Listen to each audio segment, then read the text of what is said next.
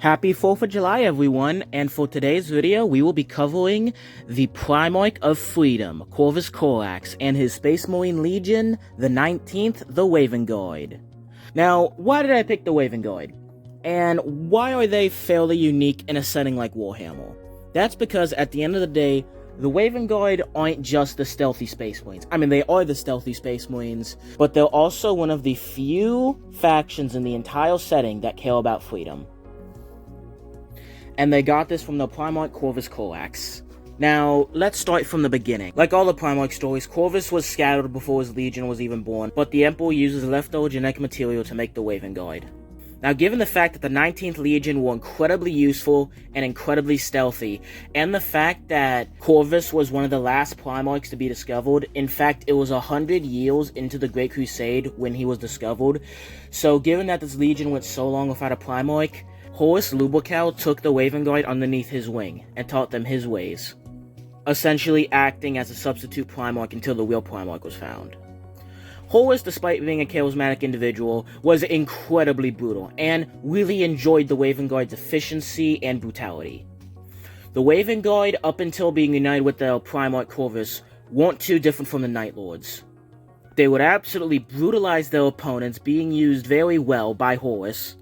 Horus and the Lunar Wolves would fight the enemies from the front head-on, while the entire time their command structure, supply lines, and troops were being picked off one by one by the Raven Guard. Now, that's pretty good and all. That's a respectable way to use the Raven Guard, but Horus was also kind of a bit of a dick at times, and would use the Raven Guards as cannon fodder, because, hey, I don't want to use my sons as cannon fodder.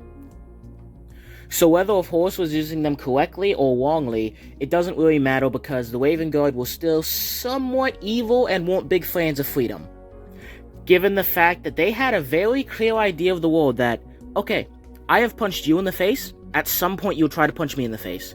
So I'm going to either kill you, or I'm going to lock you in a concentration camp so I can keep my eye on you, and force you to produce weapons so I can go punch more people in the faces, so I can lock more people in this concentration camp, so that way I can have more weapons, so that way I can repeat the process again and again and again.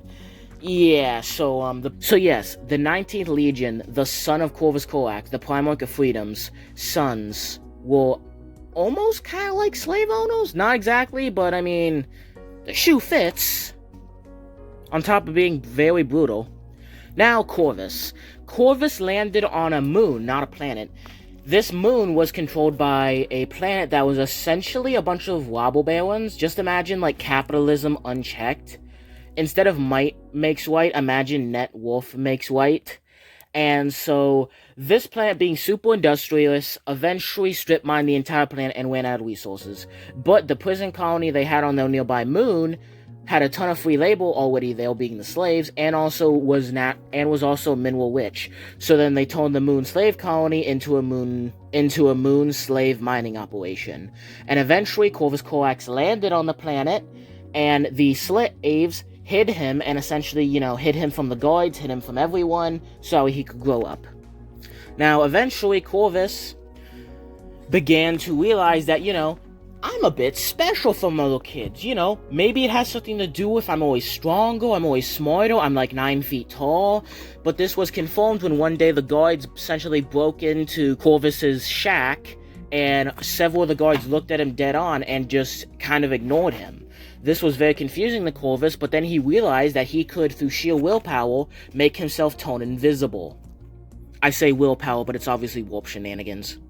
Now, Corvus, having these new abilities, began to train a secret militia on the planet. He began to train the slaves to fight the governors of the planet and the slavers. He also began to lead essentially a shadow crusade, killing slavers, killing governors, stealing weapons to then give to the slaves. Corvus began to hit the slave owners hard, and also established a well-armed militia against the slave owners, until one day this very humble and chill dude, known as the God Emperor of Mankind, showed up and looked around and said, Corvus, you're doing a pretty good job, you're about to free this planet. Corvus and him spent about a day talking, and the Emperor happily left, and Corvus the day after then led his rebellion, sabotaged and then stole some nuclear bombs from the slave owners' arsenal, and then used those nuclear weapons to completely destabilize and defeat the slave owners on the moon. After this, the Emperor came back, conquered the planet, and took Corvus back to Terra to meet his legion. And given the fact that Corvus just spent his entire life, defeating slave owners, he wasn't the most happy that, his sons owned concentration camps. And so he gave many of them a hard spanking, and he banished a large amount of them. Also, he wasn't a fan that Horus kind of encouraged this behavior, and that Horus used much of his legion as cannon fodder. So right off the bat, Corvus wasn't a big fan of everyone's favorite Primarch Horus. Corvus went back to his home moon known as Deliverance, and set up his base there and began to implant Gene Seed into new Raven Guard. He also pretty much rejected the old Raven Guard, refusing to teach them their ways and almost refusing to lead them. And anytime there'd be any sort of campaign, he would always put them on the front lines, hoping they would die out first. And also refused them the ability to teach the new aspirants, not wanting any of their taint to touch the new legion. Many of them were banished or left willingly. Now, Corvus was never a particularly big legion. At his height, before the Dropsite Massacre, he only had about 80,000 Marines. But he began to train them up. Now, with Deliverance being the home of the Raven Guard, they began to mass-produce stealth equipment for said Raven Guard. And the Raven Guard soon after joined the Great Crusade. Now, the Emperor and Corvus always had a somewhat complicated relationship. On one side, the Emperor is the ultimate tyrant. The Imperium is the most oppressive regime that can ever imagine. And Corvus's very moral foundation reject the idea of tyrants or overlords. So why did he join the Imperium? Willingly. Well, that's for a number of things. One of the things is that the Emperor confided in Corvus things that he would never confide with the other Primarchs, such as the existence of chaos. Corvus was the first Primarch to know about chaos because the Emperor, when they first met, told him in depth about it. So although Corvus wasn't a huge fan of the whole Emperor thing, similar to Jagakai, he understood the importance of the Imperium and that he can join the Emperor and help usher humanity into a golden age and help fix it from the insides, adding more freedoms and more rights to people, or he can fight against it and get instantly bodied. So Corvus, similar to Jagakai, actually had this mysterious ability known as common sense, hoping to change the Imperium from within, and also understanding that even if he couldn't, living underneath the Imperium is still better than living under the thumb and corruption of chaos, or possible extinction from various Xenos. Not too long after Horus was promoted to War Master, the Raven Guard, Iron Warriors, and Lunar Wolves were all engaging a planet. This planet turned out to be one tough nut to crack. And keep in mind, the reason why this planet was so hard is because this was a relatively advanced Xenos race that was heavily militaristic. And they had a lot of fortresses on the planet that was making it very hard for the Lunar Wolves and Iron Warriors to conquer. Now, while the three legions were still in the atmosphere discussing battle plans, War Master Horus decided that the Raven Guard should spearhead the full frontal assault against the fortress instead of the Lunar Wolves or the Iron Warriors, because as you know, out of the three legions, the Lunar Wolves, Raven Guard, and the Iron Warriors, clearly the best legion to crack a fortress are the Raven Guard. Clearly they're the best ones for full frontal assaults, not the Iron Warriors or Lunar Wolves, who are literally the masters of assault. The Lunar Wolves are literally the masters of the assault, and the Iron Warriors are literally the masters of siegecraft. So it's a good thing that the Raven Guard were being sent on a frontal assault. Me personally, I actually think that Horus was doing this just because he was a petty little child who was angry that he didn't have the Raven Guard to play with anymore. Or maybe the Emperor, predicting the heresy and wanting Corvus to stay on his side, asked Horus to do this just to piss off Corvus, and also to keep it as a secret, so Corvus would then think Horus is an asshole, and Horus would never tell anything, because at the time, Horus still really trusted his dad. That's just a theory, though. Probably not true. It was probably just Horus being a petty child. Now, the Waven Guard are not good at full frontal assault and got absolutely bodied by these aliens. Now, after this assault, the Waven Guard and Corvus essentially left and said, "I will never walk under you again, Horus. Goodbye." Not too long after this, Horus then declared his rebellion, and several Space Marine legions were sent to crush the rebellion.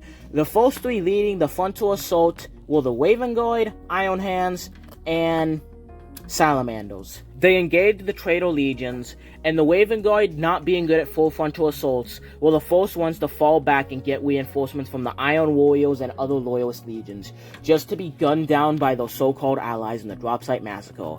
Now, given the fact that the Waven Guard were big fans of speed and stealth, and their Primarch could literally turn invisible, Corvus was the only Primarch to escape Isstvan V with his legion. Corvus was the only Primarch to escape Isstvan V alive, with Ferrous dead and Vulcan missing or captured. Corvus then fled back to Terra to tell the Emperor everything that went on, and the Waven Guard were reduced from 80,000 Marines to just 5,000 Marines. The Emperor, being a big fan of Corvus, gave him this weird gene scene stuff that was left over from the Primarch project that can essentially make Super Astartes. This is essentially the halfway point between normal Marines and Primaris Marines. And so the Waven Guard and Corvus pumped out 500 Marines the first batch, and they were perfect. Stronger, faster, super loyal, and loved Corvus, and he was very happy and went to do a second batch of these guys, but unfortunately he left them in the oven a little bit too long, and they came out all disgusting and weird. And by that I mean the Alpha Legion contaminated this super gene seed with some demon stuff, turning these new Space Marines into horrible Waven abominations. After this, Corvus did what Corvus did best. He took his non-mutated sons and led a shadow crusade against Horus, sabotaging supply lines, so on and so forth. You all know the stick. Now, the heresy continued how it normally does, with the Emperor being crippled on the throne and Horus dying. Now, Corvus, not long after this, Guilliman was now in charge of the Imperium and ordered the breaking of the legions, meaning that all of the different survivors of the Waven Guard would have to split into different groups. This then put Corvus on the spot, having to decide what to do with his mutant abomination sons. Corvus vowed to destroy all things tainted by chaos years ago, and he would not break said vow. And there was a really hard-to-watch scene where Corvus went to one of his mutant abomination sons, and the thing acted almost like a puppy, sitting in his lap and being happy when he pet it, and brought a tear to Corvus's eye. But Corvus slowly lapped his strong hand around the mutant abomination as it whimpered, and whipped its spine out, killing it instantly. Corvus then stealth-killed all of the mutant abominations so that way none of them would feel any pain or fear, because he still loved his sons. Corvus was one of the kindest Primarchs out of all of his sons. That's part of the reason he loved freedom. And so having to kill his sons mentally broke him. On top of this, there was nothing he could do to save the Imperium, as it became more oppressive and more oppressive, which obviously he wasn't a big fan of. This and the deaths and him having to kill his mutant abomination sons, and many of his brothers being missing or killed, and the heresy as a whole, physically broke Corvus. He understood the nature of Primarchs, that they were tainted by the warp, and locked himself in a tower for an entire year meditating on if he should kill himself or not. After this meditation, he came out of the tower, a broken man, and plunged himself into the Eye of Terror to hunt traitors.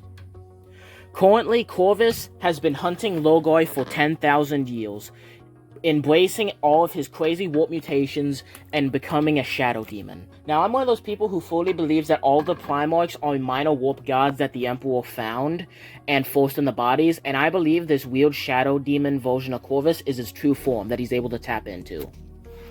Which is a big L for all the Chaos Primarchs, because they could have tapped into crazy warp buffs the entire time without selling their souls. But anyway, Corvus, when he's not busy eating Bold Seed now, is hunting Logoi, and Logoi is absolutely effing terrified of this man. The two fought on the Dropsite Massacre, and by fought isn't the right word, more along the lines of Corvus bullied his little brother, and that's what he's been doing for 10,000 years. Now, what are the Waven Guard up to? The Waven Guard are still big fans of freedom and justice. The Waving Guard and the Milo Setting have a very complicated relationship with the Imperium. On one side, these guys truly embody justice and freedom. Freedom above all else. And on the other side, the Imperium is the most oppressive regime to ever exist. But they're not traitors, they're loyalists to their core, and they do their best to spread freedom throughout the Imperium. Now, they're still one of the 3 Shadow Legions, so there's not a whole lot of them. There's only a few Waving Guard and a few successful chapters. One of these being my favorite successful chapter of probably any Space Marine Legion, being the Carcharagons and the Raptors. Now, the Raptors I 100% confirmed to be successors. The Carcharagons are a little bit iffy, so I'm mostly going to talk about the Raptors. In case you want to know more about the Raptors, just imagine the United States Navy SEALs in space. Yeah, they pretty much fight like the actual US soldiers. They fight like the Guard. Anytime they go anywhere, it's pretty normal for them to be like, oh, yes, there's a massive Guard regiment here. Yeah, I'm in charge now. Now, because of this, they're also very efficient. Now, I'm not going to touch on these guys too long. It's going to be a brief segment. They're very efficient. They use the Character Studies as an Art of War type book. They don't worship it. If something in it goes against what they want, they will openly disobey it. They prefer ranged combat and snipers, but they're not afraid of melee. They'll do whatever it takes to conquer the mission most effectively. This leads them to not be super trusted by some Space Marines like the Black Templars, who see them as dishonorable. But the Black Templars also see the Waving Guard as dishonorable, so anyone who doesn't scream at the top of their lungs while running towards their enemy is dishonorable to them. Now, I love the Waving Guard. They're not renegade, obviously they're very loyal, but they have such an interesting dichotomy with the Imperium. On one side, again, not trying to sound like a broken record, but I love the Waving Guard. I think they're good, not just Marines, they're good people who are making the best out of the most oppressive regime imaginable. And on top of this, another thing that really just shows how much Corvus cared for freedom and hated authority, like blind authority, is Corvus actually intended after the Great Crusade to step down and let the Waving Guard lead themselves, only coming back if they truly needed him, but mostly just to sneak off in the shadows and kill threats before they became a problem. So yeah, Corvus was not power hungry at all, unlike a certain Blueberry. Now, unfortunately, Corvus doesn't get too much screen time, nor do the Waving Guard. They're not the most popular chapter.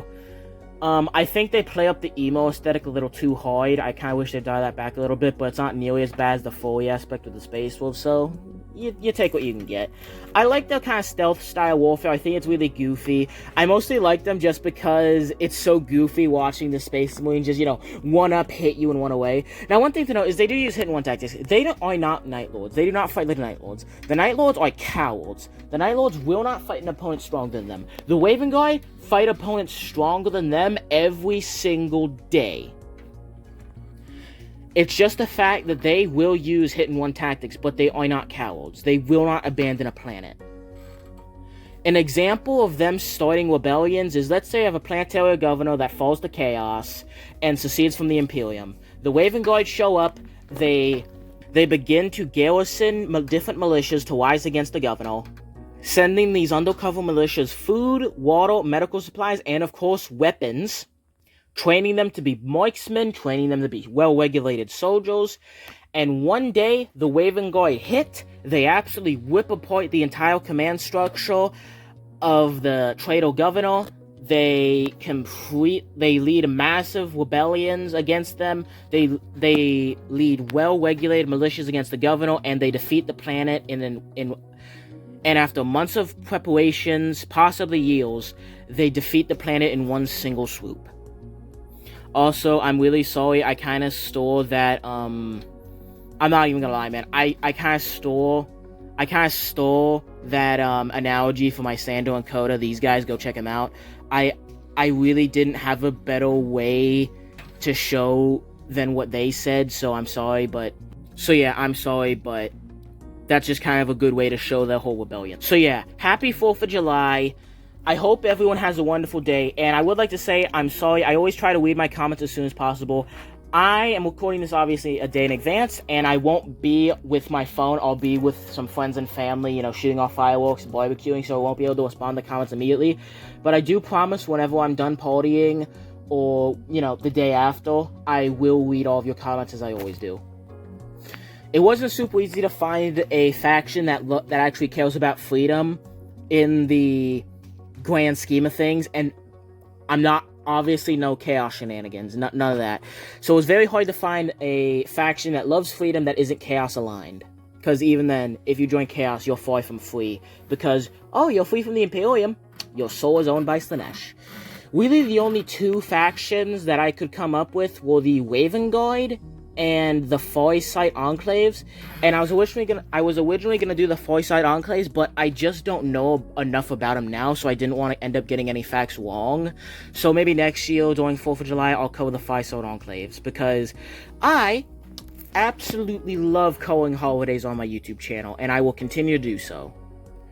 Anyway, I'd also like to announce that I can't believe I hit 100 subs on YouTube. Thank you so much for liking, subscribing, everything. I just can't believe that my last video did so well, including the short and long form, so I just thank you so much. I can't believe I'm above 100 subs, so that way we can grow from the size of a company all the way up to a chapter, and hopefully a legion one day. Thank you for everything that you've done. Thank you for watching, and have a happy 4th of July. Hope you have some nice barbecue and some fireworks to use, and catch you in the next one. Peace out.